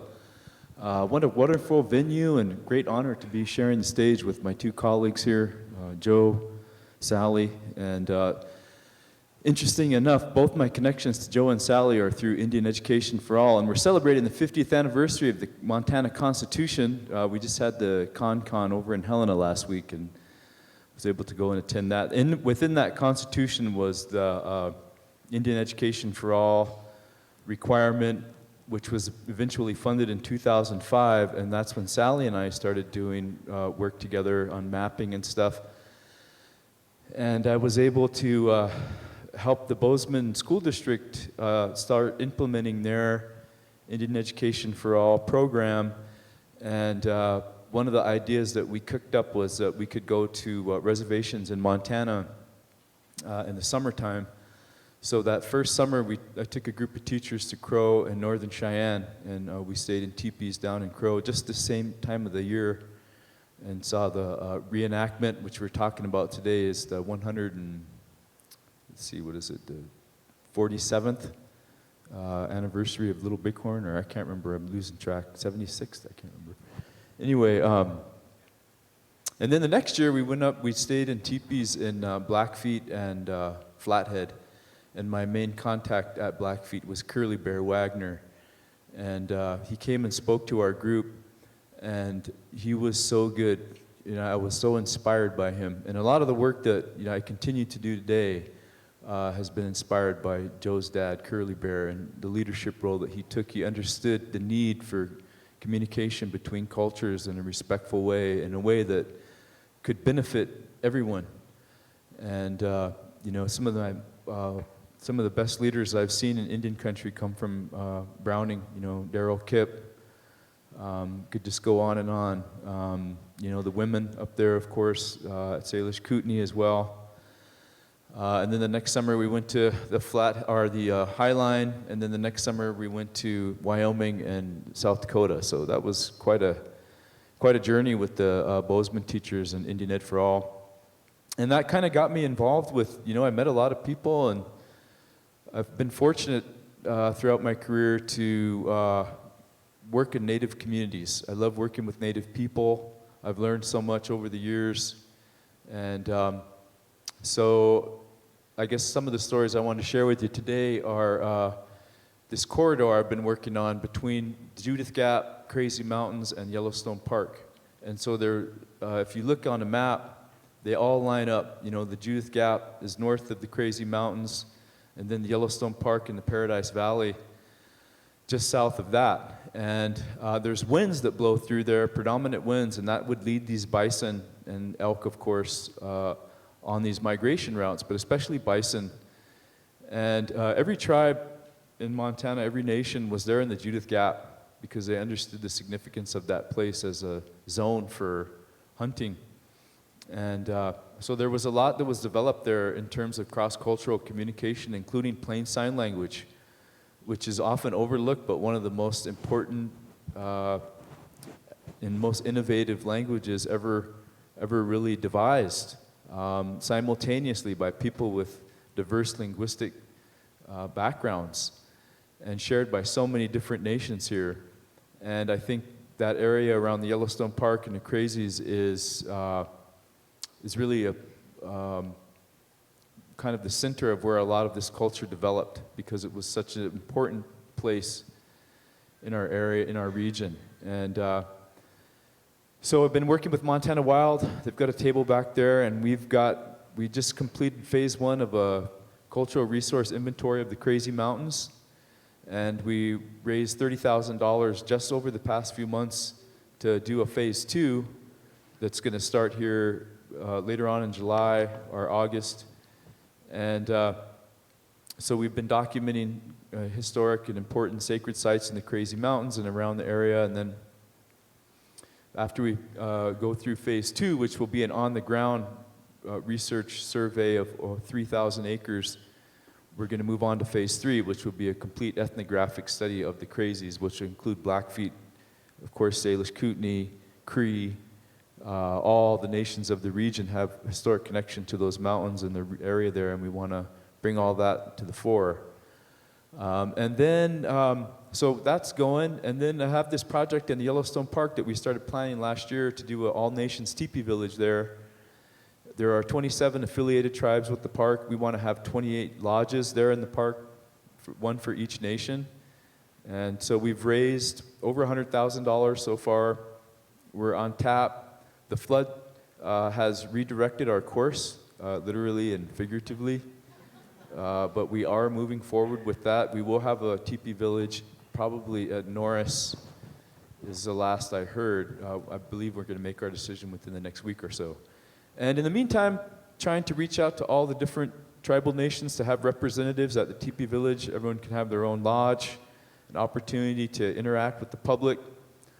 We feel like the teepee village is for us, for Native people, to, as we say, reveal our presence. We've been there for a long time. We've never really left. This piece here that you're looking at is a map of 10 place names that the Crow people have, the Apsalagat people have in the Yellowstone Park. And I wrote a piece for Mountain Outlaw. If you get online, mountainoutlaw.com, this summer's edition, the name of the article is Making Meaning and Medicine in the Land of the Burning Ground. So I identified 5 themes historically that all Native people who have an association with the Yellowstone Park really utilized in that area. So it was a place for ceremony. There was fasting. There are many fasting sites there, and stories of just historic individuals who had dreams and powerful medicine that they took from there, like the Mammoth Hot Springs and the Dragon's Mouth. And there are origin stories that connect to constellations, stars, the same stories that the Blackfeet share with the Apsalagat and Cree and others about Red Woman, the twins, and the Morning Star. The Morning Star, his mother being a human and his dad being the sun. And those stories are connected to geographic features in the park, inseparable. Then there's the precious resources in the park that could only be acquired there, like the obsidian and bighorn sheep bows that were made out of bighorn sheep horns soaked in the hot pots and then cut with obsidian knives and form-fitted into short bows. And then there was the sacred plants and animals that were there along Elk River and Elk Lake, and a myriad, just about every medicinal plant and edible plant is there in the park. And then there was the trade. There are many different paths in and out of the park that all the nations from every corner traveled to utilize it, to trade with one another. The sign language, again, shows that there was a vibrant and stable and long-lasting trade network. A lot of the talk that I know happens about Native people is reflective of the colonial time. And I grew up with that and reading about it. And I think it's interesting and very important, but I focus most of my interest and energy on finding out who these people were before they had horses, before they had any contact, because we were here for thousands of years. And we developed things like sign language that shows that we had a deep and meaningful relationship connection for many generations. And a lot of that is overlooked and brushed aside so that people can speak about the horrors of colonization. And those are really important, and they've left an impact and certainly have traumatized all of us in Indian country. But there's a deeper history there that doesn't get enough attention and not enough recognition or understanding, because we kind of drop off the map once we get past the colonial era. We get back to those ancient times, then we're into archaeology. And the anthropologists, you know, they're not exactly Broadway theater directors or anything like that. So we have a lot of characters that we kind of need to develop, you know, out of our own imagination. I'll leave you on this. I'll say this about Plains Indians and the ones that lived here in Montana. The reason why all this ground is sacred is because they had a ceremonial way of life. Their wealth was not based on material. Pretty simple concepts. You know, Sally tried to outline them there. She did a really good job.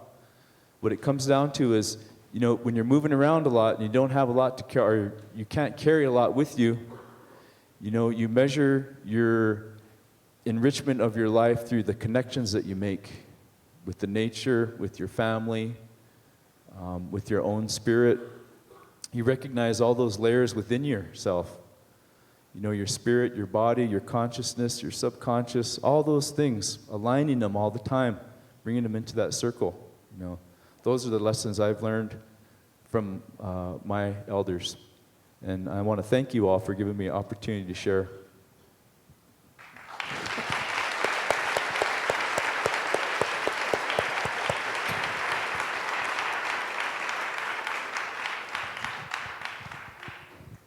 Earlier I had mentioned about humility and that maybe they could help us understand what that would look like at this critical juncture of this country's, world's history. And I think they both addressed it without maybe intentionally doing so, with Joe describing the process of 5 rounds of preparing and increasing knowledge through humble experience with nothing else but self and the world around. No protection, no layers, no pretense. And either you can do it or you get dropped off the system. And then, you know, the way you've just wrapped that up, Shane, with that getting back to the real truth of learning in relationship to this world, instead of all the layers that we have turned to, you know, even the abstraction process of reading symbols, of writing. It's taken our brains to one side of our brain, and we think about life in a somewhat distorted lens because of that. And to clear it out, you know, and sign language is much more symbolic and kept you in a real world. I'd just like to echo also that Curly Bear was an inspiration, one of the early people I got to work with. And, you know, I have had the really incredible life of being able to work in depth on projects with people from all over the West, Native people from different communities. And the common denominators you both demonstrate are graciousness, generosity, and humility, in addition to keen intelligence.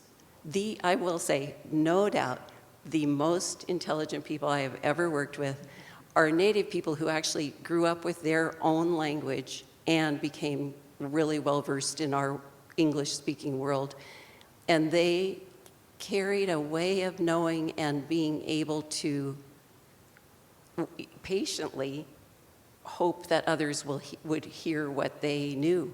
Because most of us, you know, I have dabbled in other languages, but, you know, I'm mostly a monolingual, and I understand every time an elder's put at a deficit because I can't understand their language, and their concepts are kind of beyond what English holds. And so the humility to recognize that. So Father de Smet never thought to ever imagine that he would learn something from the people he got to know in that early stage. But just to now today think, wow, you know, what is there that we've never really stopped and taken that journey, kind of like a vision quest, but on a different realm, to start listening. I think that would be a good beginning for humility. Do you guys have more comments, or you want to open it up to questions, or? Okay.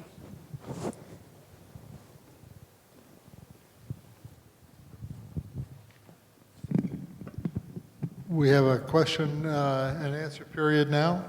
And again, if there's somebody that has a question, raise your hand, and hopefully I can. And I apologize for people up in the balcony because I haven't been looking up there for raised hands, and we don't have a microphone up there either.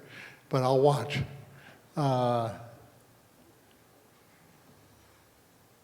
Somebody was either just taking a drink or raising their hand. I'm not sure what that was over there. We have one? Okay, yes. Hi, this question's for Shane. You are working in the Crazy Mountains, and I know the Crazies are really surrounded by private land. And I was wondering if the company like Phyllis Morris is giving you access. And the second question is, are you working towards more public access in the Crazy Mountains? Great question. You know, I'm working with the group over there, the Crazy Mountain Access Plan, and it's a collaborative group that has coalesced a number of private landowners, and we have proposed a bill that the Forest Service is reviewing right now to do some land swaps, to open up more public lands. This, if we get it passed through the Forest Service, will more than double the number of acreage for public lands accessibility right now on the east side of the Crazy Mountains. It'll open up a whole new canyon north of the Big Timber Canyon, the Sweetgrass Canyon, and also we'll create I think it's like a 10-mile long trail that they're going to build as well. And so Philip Morris actually sold their ranch to the Yellowstone Club.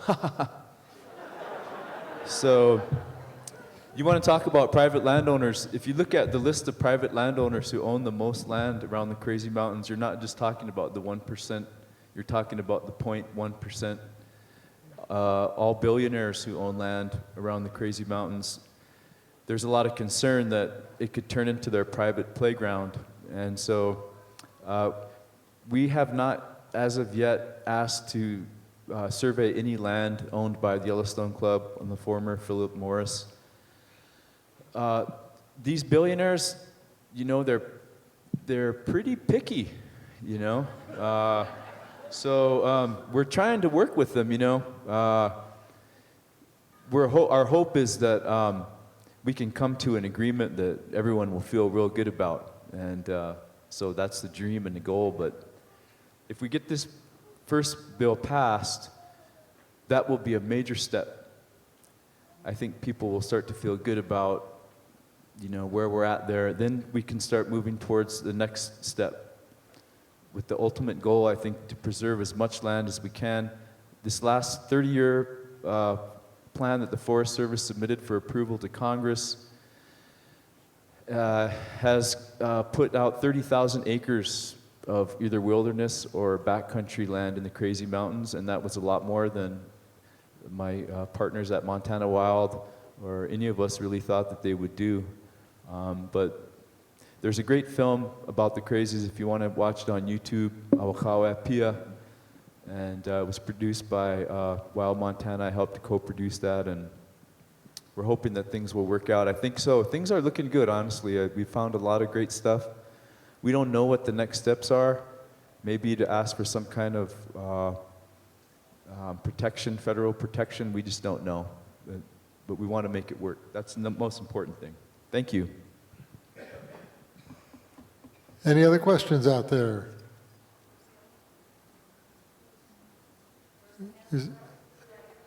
I see people. Oh, yeah, way in the back over here.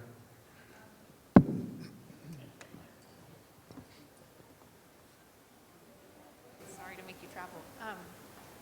So, very inspired by all of your words, and really take to heart that call to humility, and am wondering, as someone who identifies as a white passing person of color with indigenous heritage that I have no knowledge of in Mesoamerica,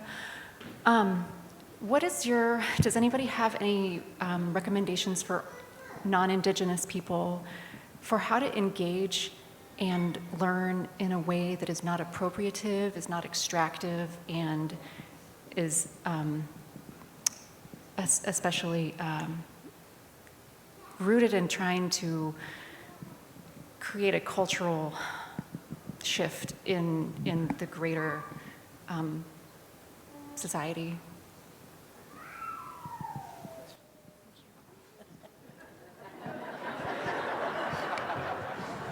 I think you might have stumped us. This group even speaks sign language, but we're speechless at this point. Oh, I get that question a lot. Well, I wouldn't say a lot, but I get a variation of that. How can non-Indians help? And it's tough to answer that. There's a lot of ways. I think everyone's going to have their own way of contributing to the circle. And I always tell children, no matter what color you are, you're in Montana now, and so you ought to pay attention to the culture that you've inherited, and with clear eyes, take the sentimentality out of it. Just because he's your grandpa doesn't mean he's perfect. How can we be closer to that? I encourage people to think independently, and especially about things like about history, and to be informed. And let the democratic process make its way. I feel confident that if people have good knowledge, good information, that will make the right decisions going forward. And I think that's a fundamental thing that we need to have in our nation here in Montana. That's the reason why Joe and I do this work. The stuff that we're doing in the park that I'm doing and the stuff that I'm writing about is so that young people will begin to appreciate where they're at. Earlier this morning I saw the conversation about how in Italy and all that, they don't pay their taxes, but they're really, they really love their mountains. They've been there for thousands of years. That's not the case here. And what's missing in our country, and has been missing from the start of the United States, is that we don't have that deep 1,000-year history here that informs and guides our values going forward. And that's one of the links that I personally am trying to connect. And, that we can come together in the circle, and that we can heal in a way that heals the earth as well. And it's possible. It's not just possible, but it's our destiny if we choose to accept it. And now there's a suitcase that's going to burn up. Just kidding.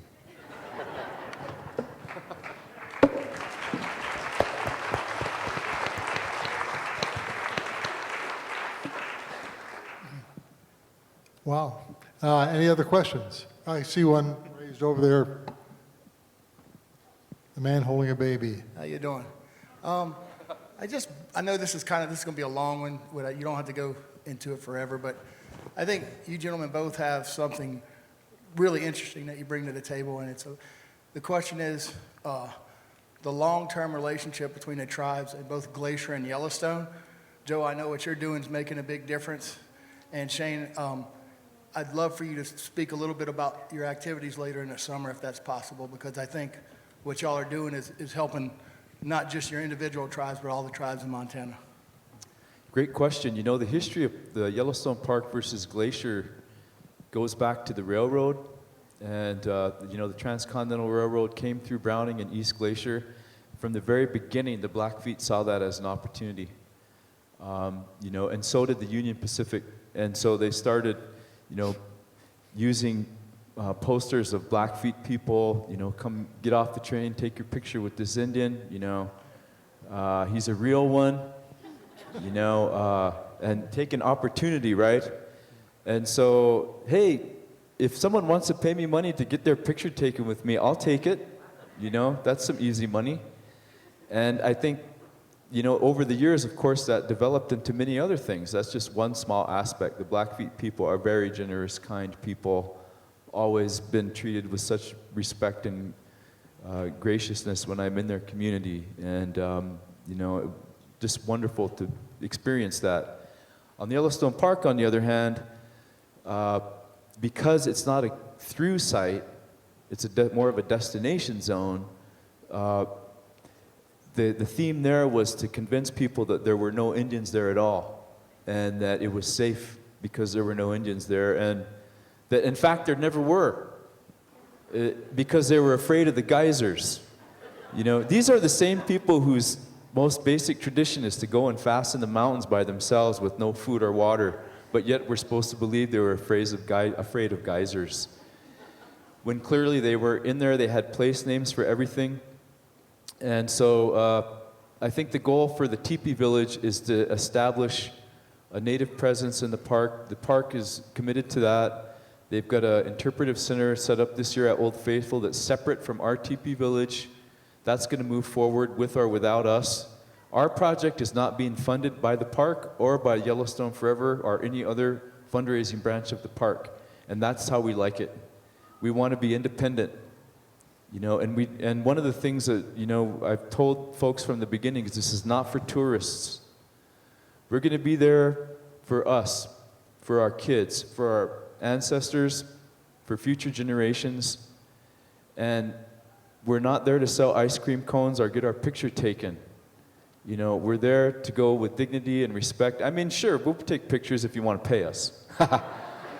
I'm not telling anyone what they can or cannot do. I just want to give natives an opportunity to have a respectful, dignified setting of our own in our homeland, so that the millions of people that go there every year will finally discover that this is our place. We've never left it.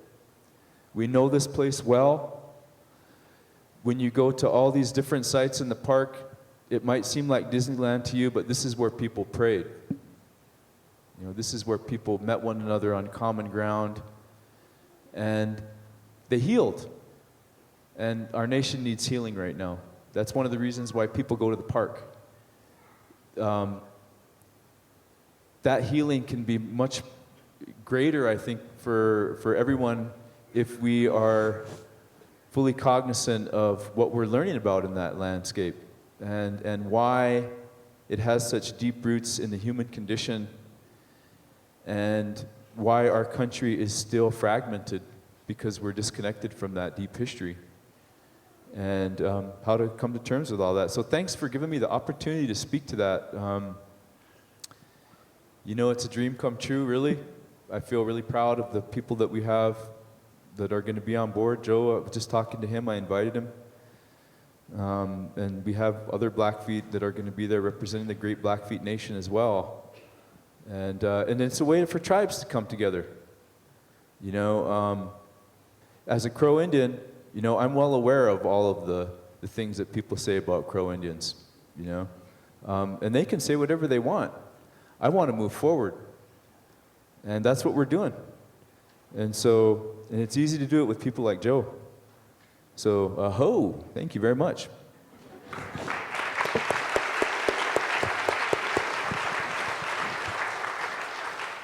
Any other questions? Raised hands. Up there's one over there.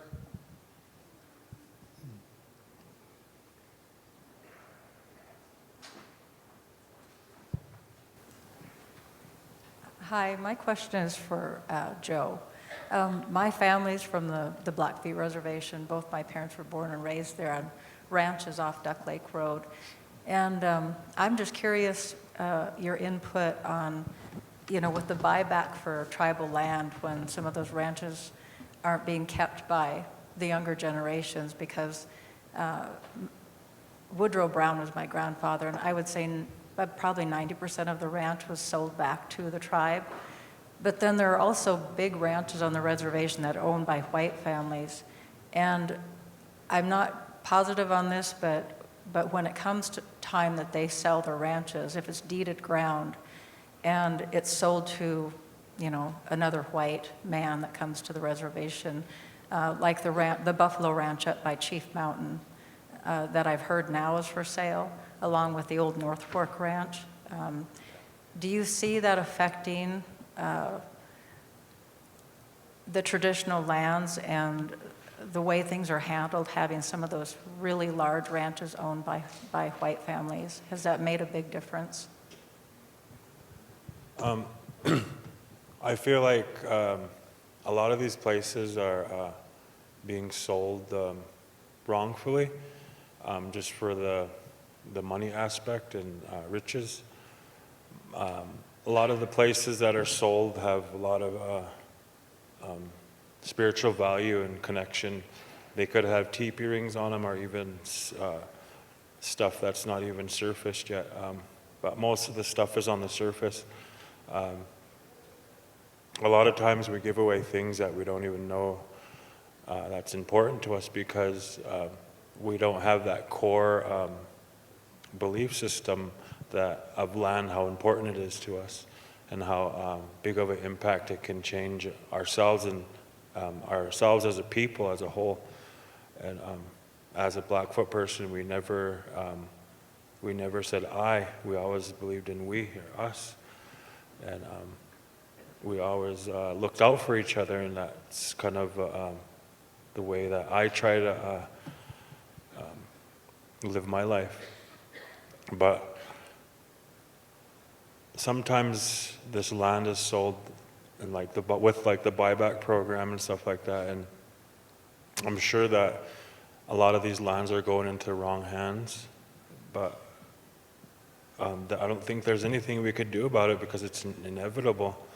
And I think that the people that do sell them, that do sell the land, are either bothered by it somehow in the future, or the people that buy the land, I'm praying that they have a good heart in them to appreciate the land the way we did, so we can all steward the land the way we want to, the best way we can. And yeah. I just want to make another comment. That's one of my fears, is the ranch that's for sale up there now. It's for sale for $90 million. And of course, the tribe probably can't afford to buy that ranch back. It's probably one of the largest sections of the reservation there, because it's probably 3 ranches combined. But it makes me very sad to see that happening all around my family ranches, and which are completely disappearing right now. So I just wanted to comment on that. Any other questions? I don't see any. Okay. Oh, wait, we got one over here. That's a lot of money. 90 million, that'll get you about 10 houses in Bozeman.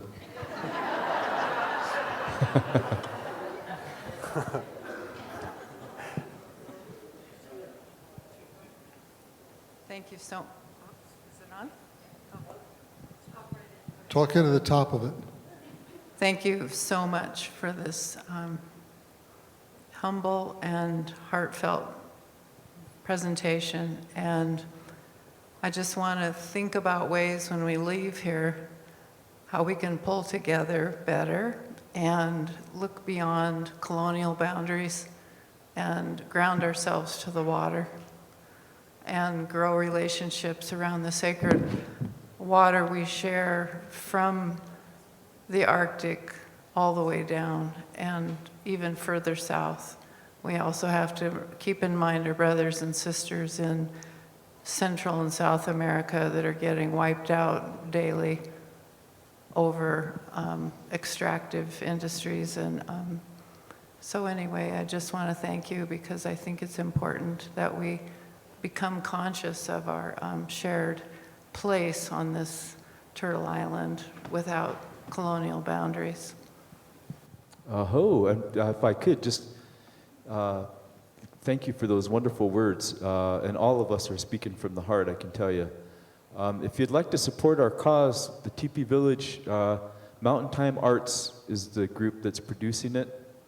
If you go to mountaintimearts.org, there's a place where you can chip in some funding.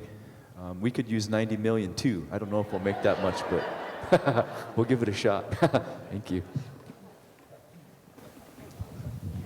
I want to get back to the question about how to connect and how to learn, because it's such an important question, and we're all just kind of, I'm not sure. But the one thing that comes to my mind is that there are needs, but there's not a desire for kind of an old style, let me help you, but that authenticity is really acknowledged, and an open heart and open mind usually finds a good landing place.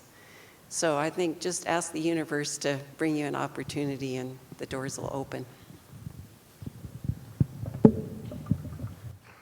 Do I see any? Oh, yeah.